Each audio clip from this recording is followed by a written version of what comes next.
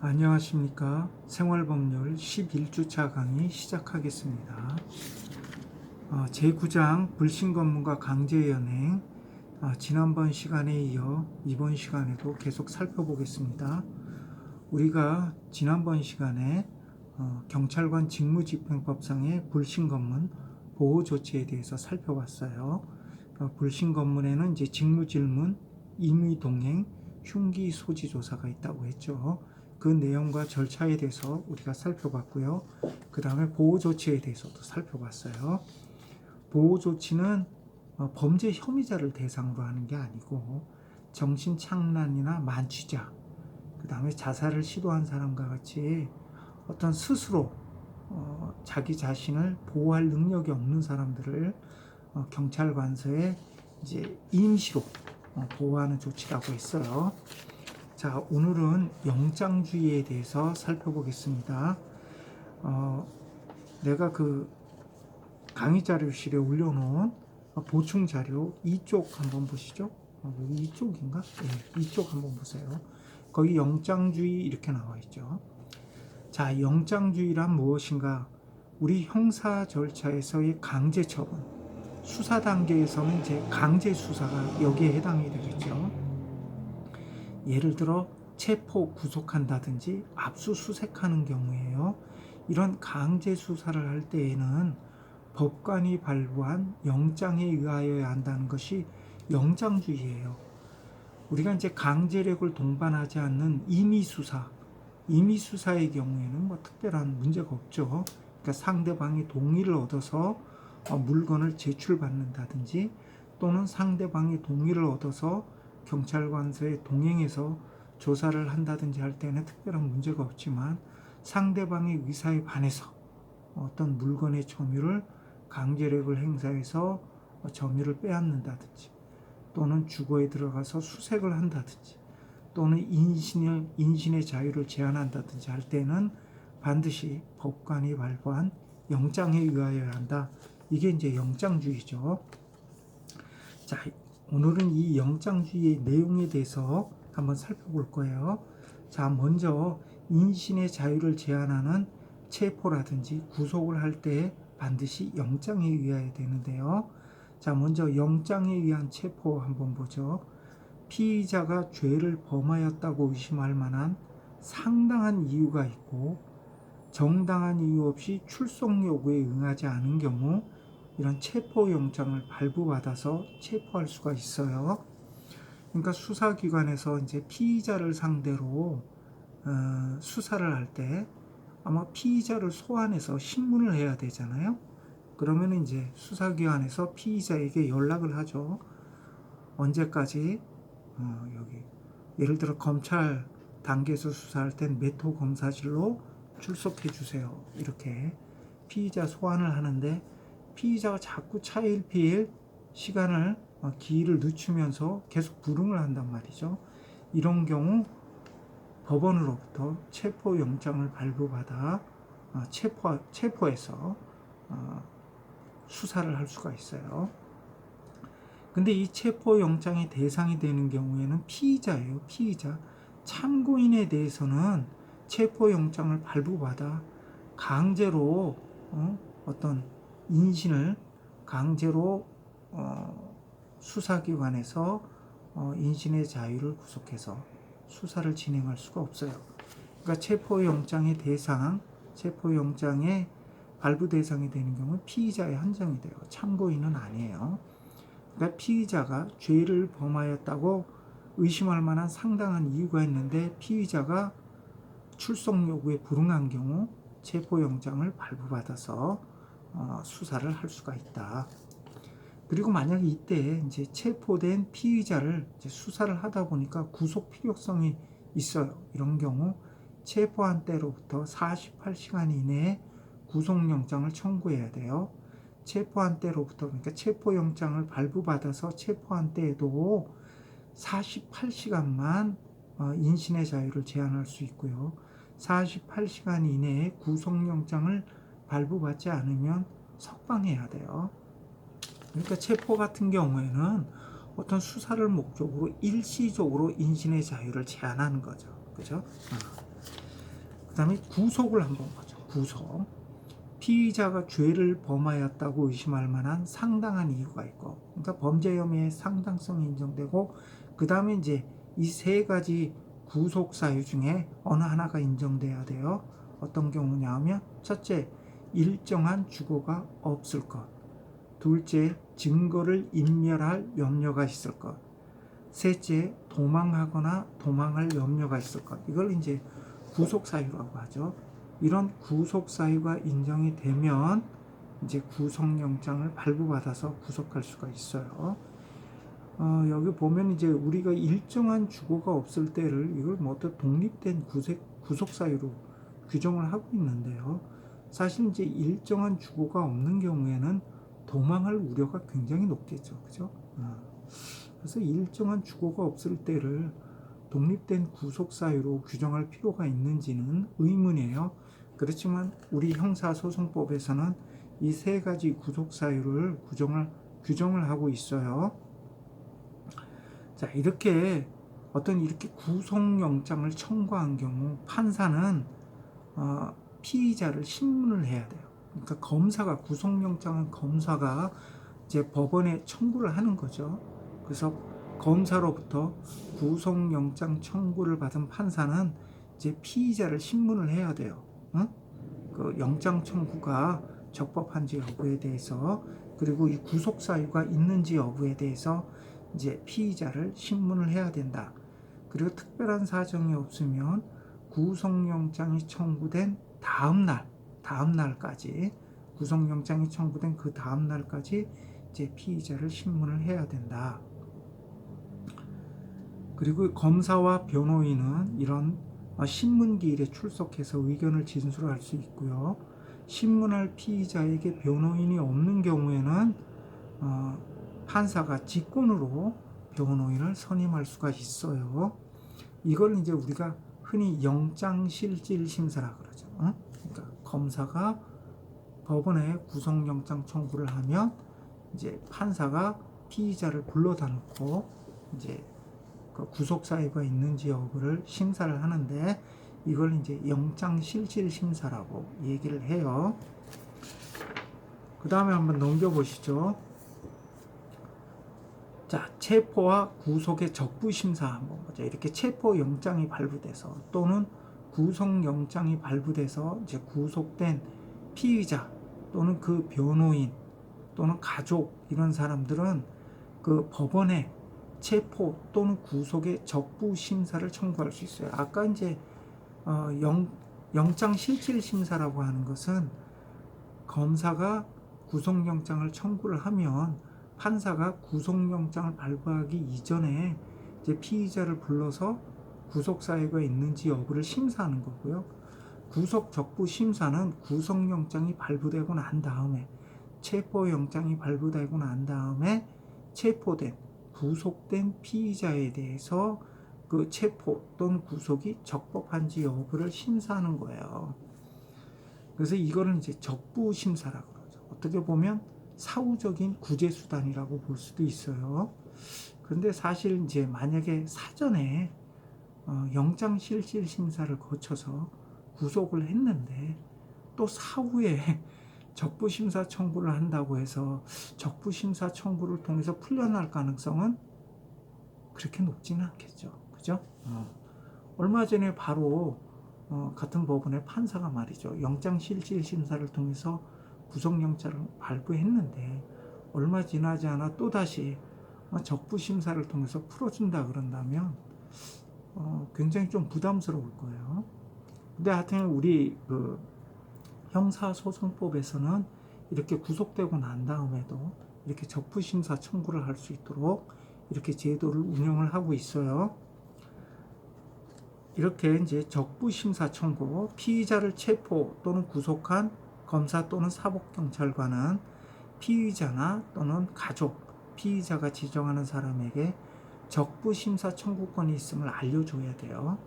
그래서 청구를 받은 법원은 적부 심사 청구는 이제 피의자가 하는 거죠. 체포 구속된 피의자 또는 가족, 이런 사람들이 하는 거죠. 자, 이렇게 청구를 받은 법원은 청구서가 접수된 때로부터 48시간 이내 48시간 이내에 이제 피의자를 신문하고요. 그래서 만약에 청구가 이유 없다, 적부심사 청구가 이유 없다 한 경우에는 이제 결정으로 청구를 기각하고요. 이유 있다고 인정하는데 피의자의 구속 적부 심사 청구가 이유 있다, 그러니까 구속이 잘못됐다, 이렇게 인정되는 때에는 이제 석방을 명하겠죠. 석방을 명하겠죠.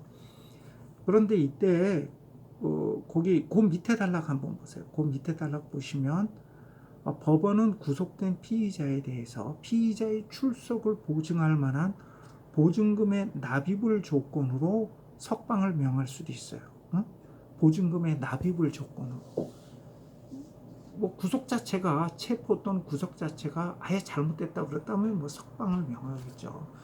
근데 체포 구속 자체가 그렇게 아예 잘못된 건 아닌데 이런 경우 굳이 구속할 필요가 있나 이런 생각이 들 때에는 이렇게 보증금 납입을 조건으로 해서 이제 석방을 명할 수도 있어요. 자, 압수수색 검증 한번 보시죠. 압수수색 검증 한번 보시죠. 자, 검사는 범죄 수사에 필요한 때에는 피의자가 죄를 범하였다고 의심할 만한 정황이 있고 범죄 혐의의 상당성이 인정되고 그 다음에 해당 사건과 관계가 있다고 인정되는 경우, 그러니까 해당 사건과 관련성이 있어야 돼요. 그러니까 범죄 혐의의 상당성, 그 다음에 사건과의 관련성이 인정되는 경우 이제 검사가 판사에게 압수수색 영장을 청구할 수 있고요. 이렇게 해서 발부받은 영장에 의해서 압수수색 또는 검증을 할 수 있어요. 검증은 이제 이 오간의 기관, 눈, 코 이런 걸로 이제 듣고 보고 이렇게 확인하는 거예요. 이렇게 압수수색을 할 때에도 법관이 발부한 영장에 의해야 돼요. 압수수색을 할 때에도. 그런데 다만 여기에도 일정한 예외가 있어요. 예를 들어 체포하거나 구속하는 경우 그 현장에서 체포 또는 구속하는 현장에서 영장 없이 압수수색 검증을 할 수가 있어요. 그죠? 우리가 이제 체포에 보면 아까 영장에 의한 체포도 있지만 우리가 뒤에서 살펴보는 긴급 체포라든지 현행범 체포도 있고요. 그 다음에 이제 그 구속 같은 경우는 이제 영장에 의한 구속이겠죠. 이렇게 체포 구속하는 현장에서는 영장 없이도 압수수색을 할 수 있어요. 체포하면서 현장을 압수수색한다든지 이렇게 할 수가 있어요. 그런데 이때에도 이렇게 압수한 물건이 있는 경우 계속해서 압수할 필요가 있으면 체포한 때로부터 48시간 이내에 사후에 영장을 청구해야 돼요. 사후에 영장을 청구하지 않으면 영장을 청구하지 않고 계속 압수한 물건을 갖고 있으면 이거는 위법한 압수, 위법한 수사가 되는 거예요. 그래서 압수한 물건을 계속 압수할 필요가 있는 경우에는 체포한 때로부터 48시간 이내에 사후에 압수수색 영장을 발부받아야 한다. 그리고 체포된 자가 소유, 소지 또는 보관하는 물건에 대해서도 영장 없이 압수할 수는 있지만 이 경우에도 역시 계속 압수할 필요가 있는 때에는 48시간 이내에 압수수색 영장을 청구해야 한다. 피의자 기타 사람이 어떤 소지한 물건이라든지 유리한 물건에 대해서는 그런 사람들이 임의로 제출한, 이건 강제 수사가 아니죠. 임의로 제출했으니까 임의 수사죠, 그죠? 임의로 제출한 물건에 대해서는 이제 영장 없이 압수할 수 있고요. 자, 이런 게 이제 영장에 의한, 우리 영장주의가 적용되는 영장에 의한 체포, 구속, 압수수색 검증이죠. 근데 영장 없이 체포할 수 있는 경우가 있어요. 그게 이제 긴급체포, 현행범인 체포예요. 그러니까 긴급체포, 현행범인 체포는 이제 어떻게 보면 영장주의 예외라고 할 수 있어요. 영장에 의하지 아니하고도 체포할 수 있죠. 그렇지만 여기에도 영장주의가 적용이 돼요. 그러니까 체포할 때, 긴급체포라든지 현행범인 체포할 때에는 영장이 필요 없지만 사후에 영장을 청구해야 돼요. 예를 들어 계속해서 구속하고자 하는 경우에는, 그러니까 체포할 때는 영장 없이 체포할 수 있어요. 이런 점에서는 영장주의의 예외이지만 만약에 계속해서 구속할 필요가 있을 때에는 48시간 이내에 구속영장을 발부받아야 돼요. 48시간 이내에 구속영장을 발부받지 않으면 석방을 해야 돼요. 그러니까 긴급체포나 현행범인 체포도 영장 없이 체포할 수 있다는 점에서는 영장주의의 예외이지만 계속해서 구속할 필요가 있는 경우에는 48시간 이내에, 그러니까 일시적으로 인신의 자유를 제한할 수 있는 시간은 48시간이에요. 그러니까 긴급체포나 현행범 체포에서도, 그러니까 48시간 넘겨서 구속할 필요가 있을 때는 구속영장을 청구해야 된다. 이런 점에서는 영장주의가 견지되고 있다. 이렇게 볼 수도 있어요. 자, 긴급체포의 요건을 한번 보죠. 긴급체포는 어떤 경우 긴급체포를 할 수 있는가? 피의자가 사형, 무기 또는 장기 3년 이상의 징역이나 금고에 해당하는 죄를 범한 경우. 그러니까 범죄가 이게 상당히 중대하죠. 중대한 범죄를 범한 경우야. 그래서 여기 보면 사형, 무기, 장기 3년 이상의 징역이나 금고에 해당하는 범죄를 범하였다고 의심할 만한 상황이 있는 경우, 그러니까 범죄의 중대성, 그 다음에 범죄 혐의의 상당성이 요구돼요. 이와 같은 중대한 범죄를 저질렀다, 이렇게 의심할 만한 상당한 이유가 있는 경우에 피의자가 증거를 인멸할 염려가 있거나 도망할 우려가 있는 경우, 그런데 영장을 발부받을 시간적 여유가 없어요. 예를 들어서 지금 어떤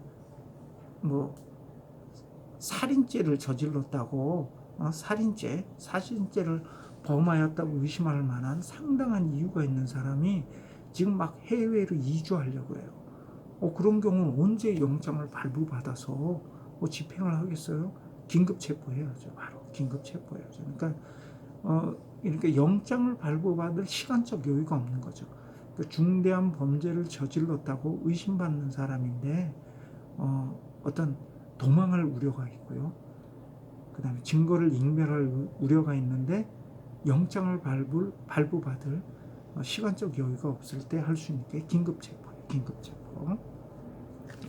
자, 이렇게 긴급체포를 할 경우에는 영장 없이 이제 긴급체포를 할 수가 있는데, 만약 긴급체포한 피의자를 계속해서 구속할 필요가 있는 경우에는 48시간 이내에 영장을 발부받아야 된다. 다음 현행범인 체포 한번 보죠.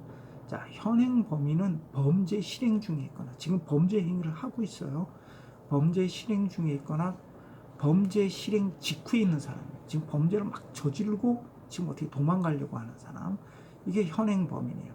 그래서 현행범인의 예로는 범인으로 호칭되어 추적되고 있는 사람, 작물이나 범죄에 사용되었다고 인정함에 충분한 흉기, 기타 물건을 소지하고 있는 사람, 신체나 의복에 현저한 증적이 있는 사람, 예를 들어 피가 묻어 있다든지 이런 경우, 누구임을 물음에 대해서 도망하려 하는 사람. 근데 요건 마지막은 좀 애매하죠. 누구냐 이렇게 물으면 도망간다고, 이거 다 현행범으로 본다면 요건 조금 약간 근데 하여튼 이런 경우도 현행범이고 예시를 해놓고 있는데 마지막은 좀 의문이에요. 근데 하여튼 이런 사람들이 이제 현행범이냐. 이런 현행범인은 누구든지 영장 없이 체포할 수 있어요. 아까 긴급체포 같은 경우에는 검사 또는 사법경찰관이잖아요. 긴급체포하는 사람이. 근데 현행범인 체포는 우리도 할 수 있어요. 수사기관 아닌 사람도 누구든지 영장 없이 체포할 수 있어. 근데 우리가 체포했을 때는 어떻게? 즉시 수사기관에 인계를 해야겠죠. 우리가 체포해놓고 우리가 막 그냥 어디 데려다 놓고 말이죠. 24시간, 48시간씩 있으면 안 돼요. 현행범인 체포했으면 바로 인계를 해야죠. 이렇게 현행범인은 누구든지 영장 없이 체포할 수 있어요. 그런데 다만 다액 50만 원 이하의 벌금, 구류, 과료 이런 경미한 범죄를 저지른 현행범인에 대해서는 범인의 주거가 불분명한 경우에만 현행범 체포가 가능하다. 이렇게 현행범으로 체포된 피의자를 계속해서 구속할 필요가 있는 때는 여기도 마찬가지로 48시간 이내 구속영장을 발부받아야 한다. 예, 이게 이제 영장주의에 관한 내용이에요. 그런데 이제 보면 이제 구속 기간, 우리가 아까 체포영장에서 체포한 경우는 어떻게 되죠? 48시간 시간이 주어지죠. 그죠? 48시간. 체포영장에서 체포한 경우에는 48시간만 허용이 돼. 만약 48시간을 넘겨서 계속 어떤 인신의 자유를 제한할 필요가 있는 경우 어떻게 해요? 구속영장 청구를 해야 되죠. 그죠? 그리고 아까 긴급 체포라든지 현행범 체포의 경우에도 영장 없이 체포할 수 있지만 계속 구속할 필요가 있는 경우에는 구속영장을 발부받아서 구속할 수 있다고 했어요. 그러면 이렇게 인신의 자유를 제한할 수 있는 구속기간이 어느 정도 되느냐. 그래서 그거에 대해서 제가 이 보충 자료에 적어놓지를 못했어요. 그래서 아마 다음 학기 강의할 때는 요것도 내용에 이제 보충을 하려고 해요. 그래서 여러분들한테 요 구속기간에 대해서 우리 이제 형사소송법에서는 피의자, 피고인의 인권보호를 위해서 구속기간을 제한하고 있어요. 만약에 이 구속기간을 경과하면 어떻게 되죠? 석방을 해야 돼. 석방을 해야 돼. 그래서 여러분들이 여기 있는 이 구속기간을 헷갈리면 안 돼요. 이제 나중에 형사재판을 받고 그 다음에 이제 판결이 선고가 되면 어떤 피의자, 피고인으로서의 구속된 기간을 그 징역형이나 금고형의 기간에 산입을 하거든요. 그때 산입되는 기간하고 이 기간은 전혀 의미가 다른 거예요. 이 우리가 지금 살펴보고 있는 구속기간은 형사소송법에서 예를 들어 구속영장에 의해서 구속되는데 이 기간 내에서만 구속할 수 있다는 거예요. 만약에 이 기간이 경과하면 석방을 해서 불구속 상태로 수사 또는 재판을 받으라는 거죠. 응? 이거는 피의자 또는 피고인의 인권 보장을 위해서 둔 규정이에요. 그러니까 나중에 형기에 산입되는 그 구속기간하고 헷갈리시면 안 돼. 그 의미의 구속기간이 아니고 이 구속기간 아까 우리가 여기 살펴봤던 거 영장에 의한 체포 같은 경우에도 48시간이잖아요.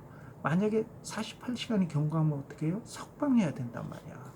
그러면 이제 구속영장에서 구속됐다든지 뭐 하는 경우에 그럼 어느 기간까지 언제까지 계속해서 구속할 수 있느냐, 그게 이제 구속기간이에요. 여기에 대해서 우리 형사소송법에서는 이제 구속기간, 이때 구속기간은 아까 이제 체포 구속된 거, 그 체포 구속된 때로부터 이 기간을 말하는데 이 구속기간에 관한 규정을 두고 있는데 한번 보시죠.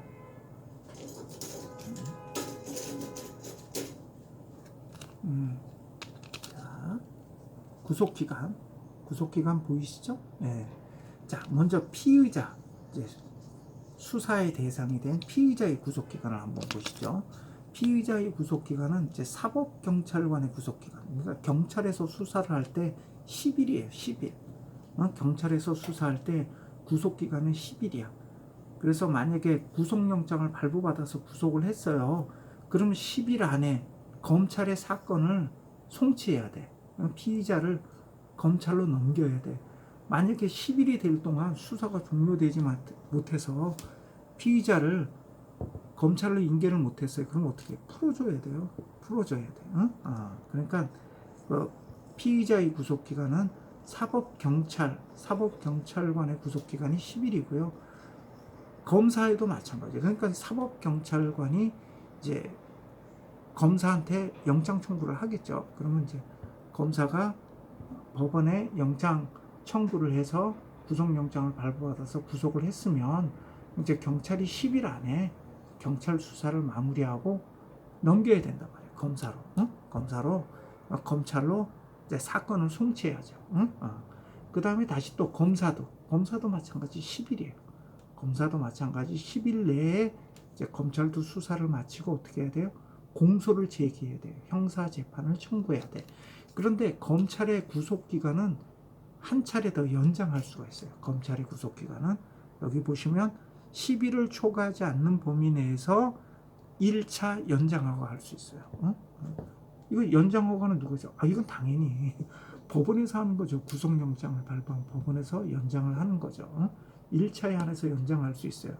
그러니까 이때 수사 단계에서 피의자의 구속기간은 최대 얼마가 되죠? 30일이 되는 거죠. 30일. 경찰에서 10일, 검찰에서 10일, 한 번 더 연장해서 또 10일. 그래서 어떤 수사 단계에 있어요. 피의자의 구속 기간은 최대 30일이에요. 최대 30일. 근데 이제 우리 국가보안법에서는 국가보안법상의 일정한 범죄에 대해서는요, 이 검찰에서 각각 한 번 더 연장할 수 있도록 하는 특칙을 두고 있어요. 한 번 더 연장하도록.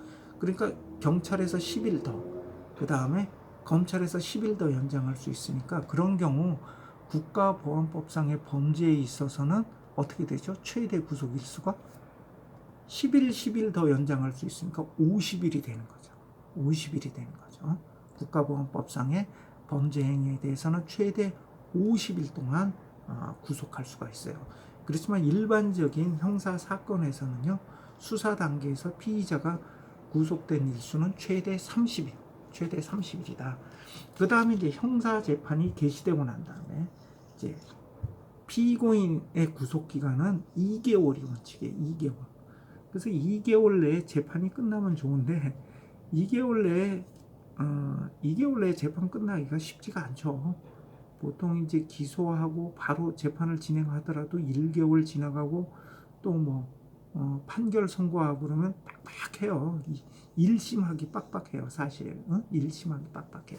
만약에 1심 재판에 대해서 검찰이나 피고에서 더 이상 피고인이나 검찰이나 피고인이 더 이상 상소를 제기해서 다투지 않는다면 2개월 만에 끝날 거예요. 2개월 만에 끝날 텐데. 하여튼 2개월인데 우리 형사소송법에서는 구속을 계속할 필요가 있는 경우 신급마다 2개월 단위로 2번씩 더 연장할 수 있도록 해줬어요. 그래서 1심 재판 같은 경우는 기본적으로 2개월 구속할 수 있고 2번 더 연장할 수 있으니까 최대 1심 재판은 6개월, 6개월 연장이 가능하죠. 6개월. 구속기간 6개월이 가능하고요. 근데 여기 또 단서 조항이 있어요. 다만 상소심은 2심, 3심을 말하는데 상소심은 추가 심리가 필요한 경우 3차 갱신이 가능하다. 3차 갱신이 가능하다는 얘기는 2개월씩 3번이니까 6개월이 되는 거죠.